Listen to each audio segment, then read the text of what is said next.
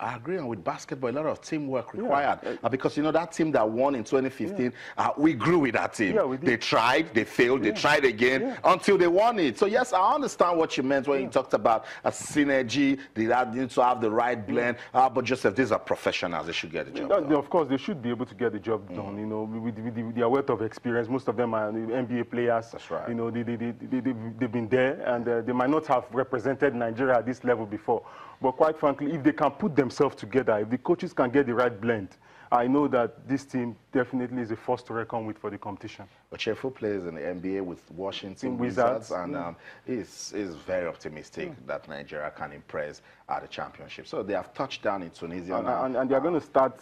You look at the groupings, really. Cote d'Ivoire. These are teams that doesn't worry you, right? You know, no, it shouldn't worry at this stage. So, but when we get to the Angolas, you know, that's where the issues will come up. Their strength will be tested. So that's right. The competition will start on Friday. Team Nigeria, the D Tigers, defending champions. Underline that. Address them that way when you talk about you can't take that away from them. They will be taking on Cote d'Ivoire on Friday. We want to wish them all the best. We'll continue to give you updates as we get them from the team's camp right there in Tunis, Tunisia. That's it with the D Tigers. Let's just bring the discussion back home for a little bit and talk about the Kwesi Premier League basketball, the basketball league right here in the country.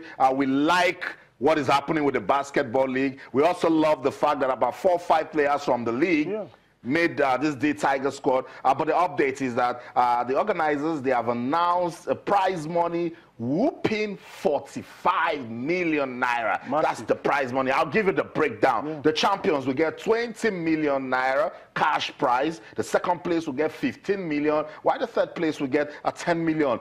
This is good for basketball. This looks like a football budget, you know, budget for NPFL and, you know, major football championship, maybe the FA Cup, and you know, so for us to be able to attract this, it's quite commendable. When I saw it, I had to look at the press release over and over again to see if it's indeed. I mean, this is massive. If they are able to pull this off as they've done, you have to give them credit. I know that they still have all manner of issues in the MBBF, you know, with Tijani malfunction practically handling this one.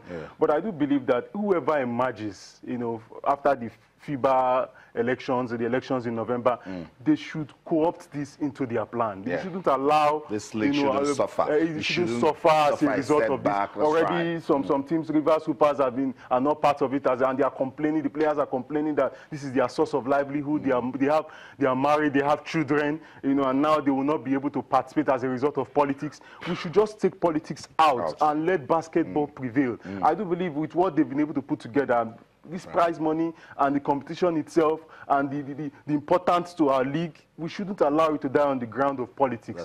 Whoever emerges finally, since FIBA has given them November to resolve this issue, they should immediately co-opt this, bring it together and ensure that it is sustained. That maybe next year we might have a higher figure, but this is definitely a laudable process. It's laudable, Joseph, and so far kudos to those that are involved in the crisis. They've been matured about it. They didn't allow it to affect play. You know, they did, except for what's happening now. But I don't want to talk much about it.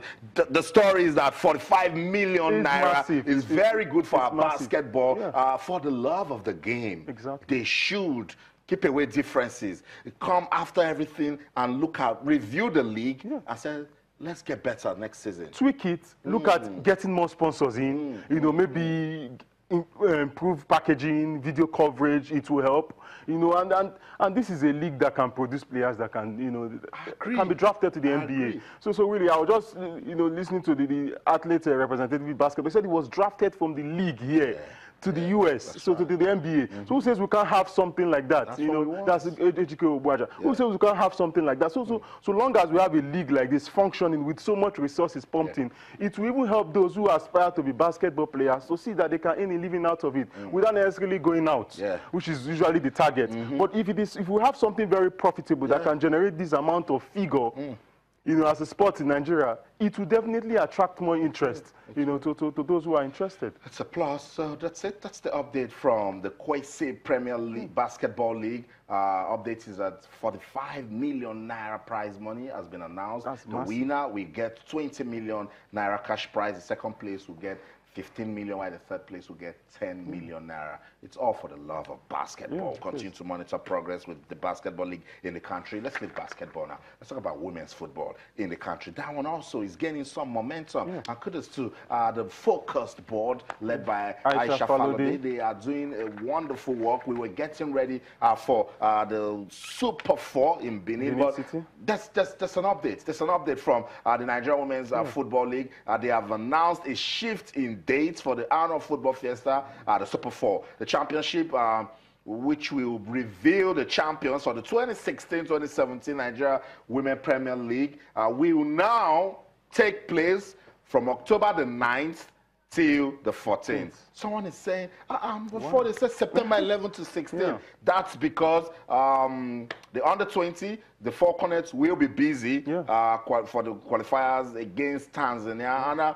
And shifting dates, as long as we put up a world-class football competition for the ladies, that will take our football to the next level. Yeah, it is good. But also, Austin, we have to put, I mean, when they knew that this competition, the Falconers will be busy at this period. It's not that it's something that, you know, happened as an accident, or they should have planned it much better. They had announced, Joseph, that they did a press conference, announced the dates, and then I think 2 days later, this came out. Okay, but it doesn't change anything. I do believe that it will help them to rejig whatever they are doing, you know, how they are packaging it. I do believe it will not affect the quality of football, neither will it affect the quality of organization. And now that it is extended, there's opportunity for them to also plan more, have a more you know, coherent plan and tweak it. You know, look more into areas, gray areas that they need to fashion out. And I also always have to give credit to Edo State government for what they've been able to, for their support. That's right. And Aisha Falode and her team for what they've been able to put together. And they've been putting words out there, letting us know that it's coming up.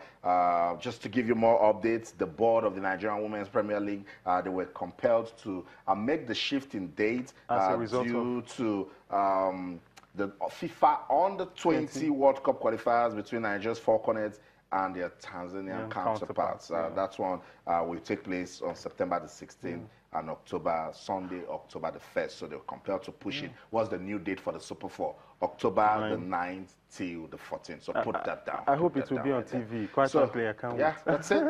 Sports Tonight on Channels Television. We're taking a look at what's going on in our world of sports. We told you that the D Tigers, they have arrived in Tunisia for the Afro Basket Championship. Let's go on a quick break. When we come back, there's still so much to talk about. Don't go anywhere. Stay.